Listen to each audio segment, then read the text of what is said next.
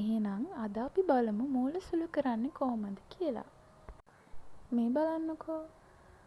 ඔයාලා මේක දන්නවද? අපි මේකට කියන්නේ වර්ගමූලය කියලා.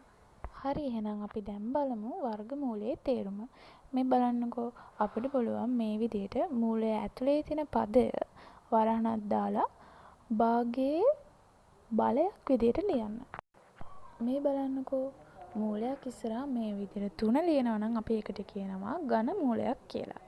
ඒ විදිහට අපිට මේ වෙලාවේ වර්ගමූලයට ලියුවා වගේම ඝනමූල පදයටත් ලියන්න පුළුවන්. ඔන්න ඕක තමයි මූලයක අදහස.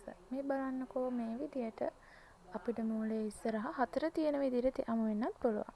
එතකොට අපිට මේ විදිහටම වරහණක් දාලා 4න් එකක බලයක් විදිහට ලියන්න පුළුවන්.